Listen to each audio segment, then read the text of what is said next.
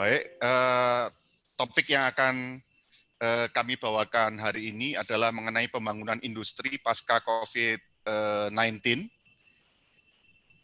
Sedikit perkenalan mengenai background saya. Nama saya Herianto pribadi, saya senior partner di SKA Group, SKA Consulting. Ini adalah leading Indonesian Strategic Management Consulting sejak 2001. Saya terlibat di practice banking dan juga di INSKA yang melakukan konsultasi terhadap isu strategis kepada berbagai lembaga negara dan kementerian. Seperti diketahui, pandemik COVID ini telah membuat suatu gejolak dan krisis secara global. Di Indonesia dalam waktu 2 bulan telah 14.000 kasus dan seluruh kota besar di Indonesia melakukan PSBB atau mirip dengan lockdown yang tentu saja berimpak kepada ekonomi. Problematika dari COVID ini tentu saja diharapkan segera berlalu, namun apakah pemulihannya ini akan segera berlangsung atau justru masih ada jeda dan sebagainya, ini sangat menentukan bagaimana postur dari perekonomian Indonesia di tahun 2020 dan seterusnya. Hal ini tergantung dari berapa lama pandemik ini berpengaruh kepada situasi perekonomian sehari-hari di Indonesia. Kami di SKA melakukan skenario berdasarkan kondisi pandemik ini berlangsung 4 bulan. Jadi kalau dihitung mulai dari bulan Maret, maka secara spesifik efeknya itu adalah sampai bulan Agustus, kemudian 6 bulan, berarti sampai dengan akhir tahun, atau bahkan lebih dari itu, karena ternyata banyak sekali efek yang tidak dapat diduga sebelumnya. Nah, efek dari COVID ini itu akan berdampak kepada seluruh ekosistem perekonomian dan pelaku industri. Dia mulai dari si produsen, mulai dari suppliernya, baik supplier lokal maupun internasional, kemudian kepada konsumer, baik konsumer lokal maupun internasional, kemudian kepada intermediaries, distributor, retailer, grocer, dan sebagainya, dan juga kepada financial institution. Nah, tentu saja berbagai sektor tadi berbeda-beda dampaknya, baik dari sisi demand side maupun dari supply side. Kami melakukan beberapa analisa di sektor-sektor seperti manufaktur, pertambangan, transportasi, konstruksi, dan jasa keuangan. Misalnya kita melihat bahwa salah satu yang terimpact paling besar adalah di sektor transportasi. Manufaktur juga terdampak terbesar justru berangkat dari supply side-nya. Bagaimana mereka mendapatkan bahan baku secara kontinu di dalam kondisi COVID-19 ini. Nah, alhamdulillah pemerintah tanggap, tadi sudah dijelaskan cukup detail oleh Pak Luki Alfirman, apa saja yang dilakukan oleh pemerintah di tahap pertama sejumlah 400 triliun, kira-kira 400 triliun. Pemerintah melakukan stimulus dalam bentuk social safety net, dalam bentuk kesehatan, penguatan sektor kesehatan, kemudian program pemulihan ekonomi, dan dukungan terhadap industri. Nah, ini secara total dilakukan untuk tahun 2020, namun dengan adanya Perpu yang sudah disetujui oleh DPR, maka sebenarnya pemerintah juga masih memiliki opsi memperkuat stimulus ini sampai tahun 2022. Jadi efek selama 3 tahun yang akan dikelola agar tidak menjadi efek yang terlalu negatif terhadap ekonomi dan pembangunan Indonesia. Nah, selain pemerintah juga dari Bank Indonesia dan OJK juga melakukan berbagai relaksasi untuk menjaga stabilitas sistem keuangan yang juga sangat diperlukan dalam kondisi gejolak krisis ekonomi saat ini. Kami mencoba melakukan skenario terhadap kondisi tadi, kondisi skenario 1 kalau terjadi pandemi 4 bulan, skenario 2 kalau 6 bulan, skenario 3 kalau terjadi 12 bulan, baik terhadap PDB nasional maupun terhadap PDB di berbagai sektor. Nah, kami melihat bahwa kalau dengan adanya stimulus, PDB nasional ini dalam kondisi yang optimis, di mana skenario hanya 4 bulan terjadi, PDB nasional turun dari tadinya 5,1-5,2% akan turun menjadi 3 sampai 3,3%. Ini simulasi dari kami. Namun kalau kondisi pandemik ini berkepanjangan, maka yang terjadi adalah bahkan bukan di positif, tapi kita bisa ranah dari GDP kita turun di minus 0,5 sampai 0,6% di tahun 2020 ini. Nah, kalau kita lihat di sektoral, salah satu yang paling terdampak besar adalah transportasi, sektor transportasi termasuk dengan kaitannya ya, yang sampai turun 20%. Nah, bagaimana kita menghadapi situasi tersebut? Kami dari SKA mengajukan ada 3 hipotesa, 3 strategi adjustment untuk pembangunan industri Indonesia.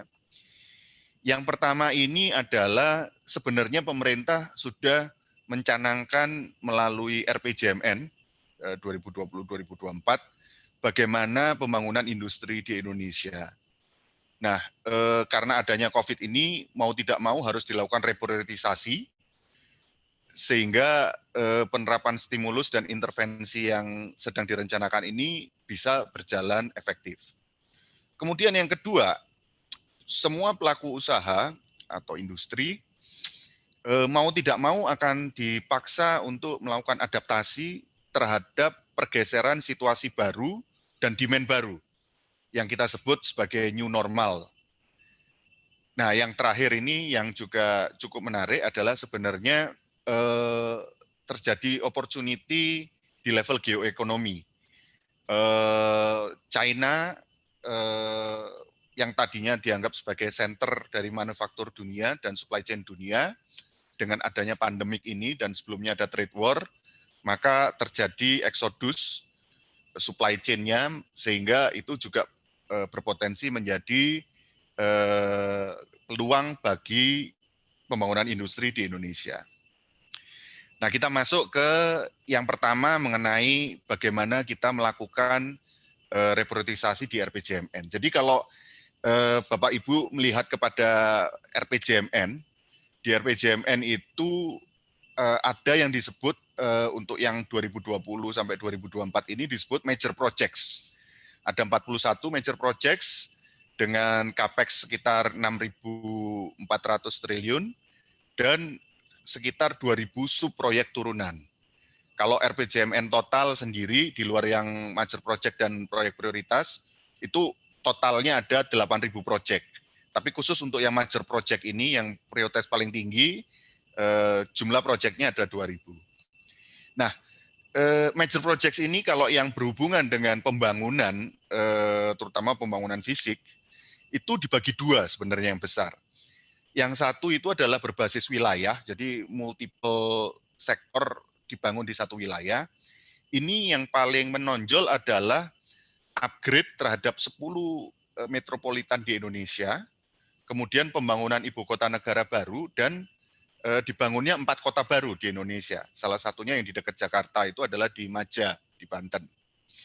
Nah, kalau major project yang berbasis sektoral, tadi juga sempat dipaparkan cukup detail oleh Pak Dana Tangkas, Pak Made Dana Tangkas,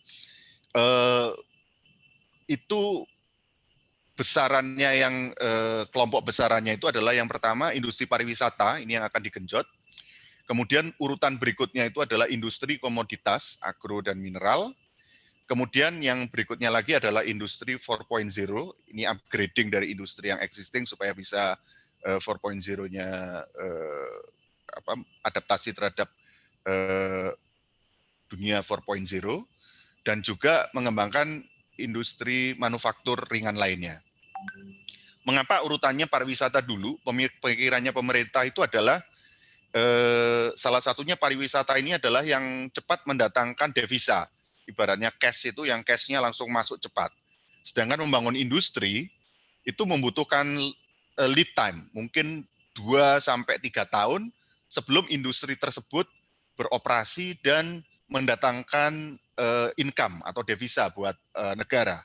Sedangkan selama 2-3 tahun masa pembangunan itu memang investasi masuk, tapi justru barang impor juga akan masuk besar, sehingga bisa membuat trade balance kita mungkin justru negatif.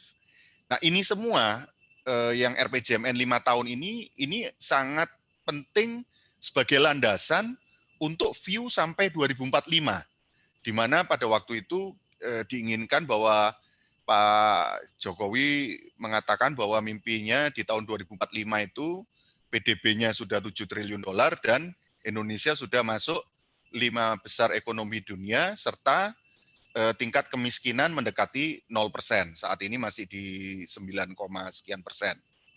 Nah, dengan adanya COVID tentu saja kondisi ini berubah cukup besar. Jadi mau tidak mau program yang tadi kita sebut itu, baik yang di perkotaan, upgrading di perkotaan, terus kemudian pembangunan industri, harus diprioritisasi. Sesuai dengan ada 3 hal yang kami anggap penting. Yang satu harus dilihat efektivitas dari stimulus ekonomi.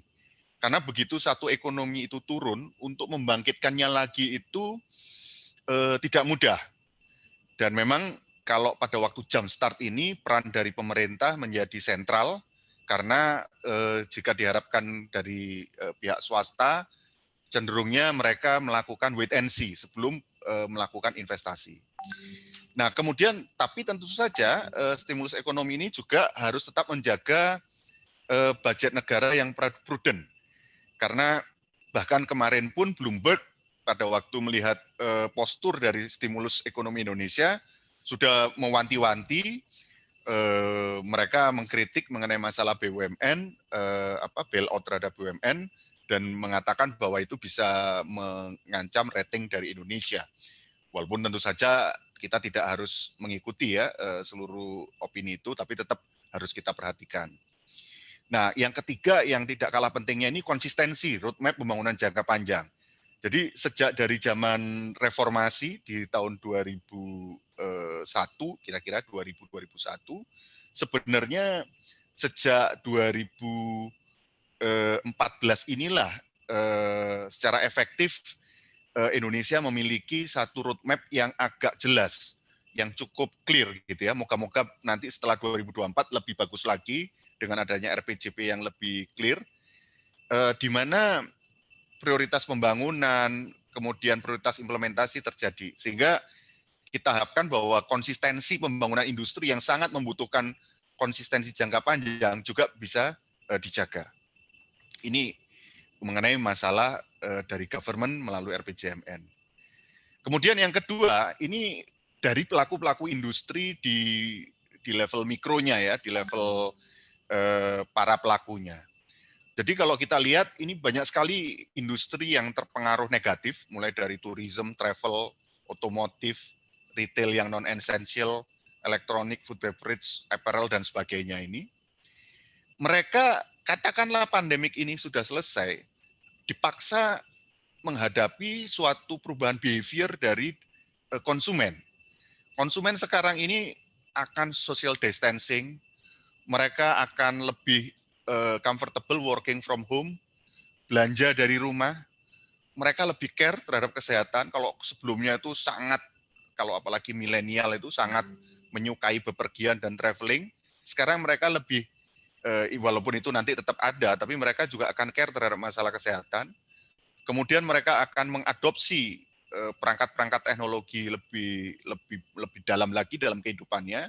Entertainment ada di rumah semua, jadi mungkin bioskop dan sebagainya juga menjadi terpukul. education pun juga dari rumah. Sehingga mau tidak mau, pelaku usaha harus melakukan modifikasi terhadap produk layanan, pricing point mereka, cara produksi mereka, cara delivery, dan cara promosi mereka.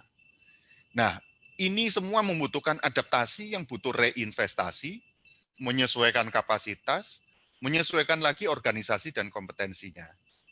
Ini yang kita sebut mau tidak mau seluruh pelaku industri dan usaha ini harus melakukan yang kita sebut painful adaptation. Jadi reinvestasi, penyesuaian kapasitas, dan penyesuaian organisasi ini bukan hal yang sebenarnya mudah. Mereka harus menyesuaikan itu.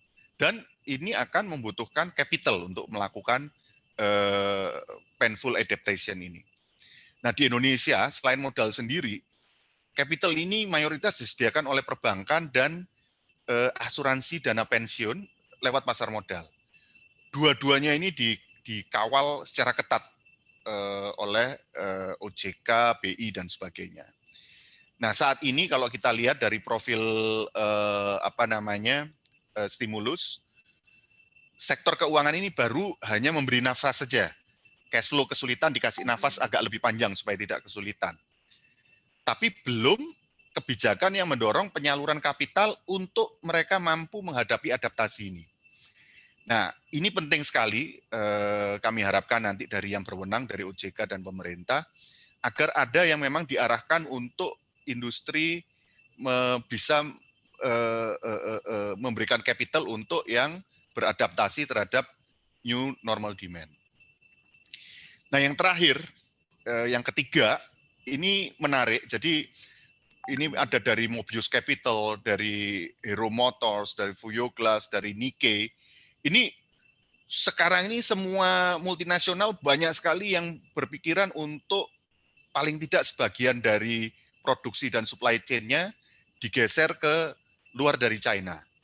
Bahkan di Jepang mereka sudah melakukan menyediakan subsidi 2,2 miliar dolar untuk mereka yang mau pindah supply chain-nya dari China.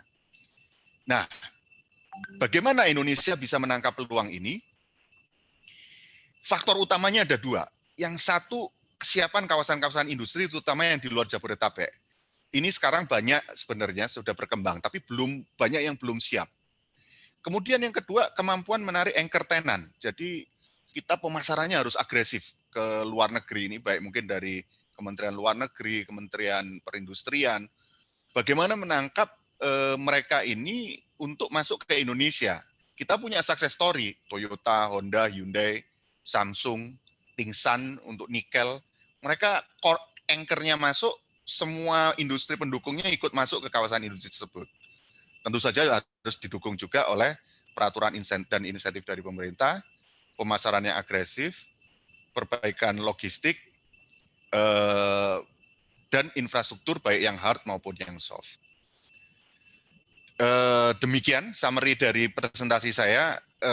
Intinya adalah pemerintah harus kompak bergandeng dengan pelaku usaha industri dan sektor keuangan untuk melakukan adjustment atas dampak COVID ini.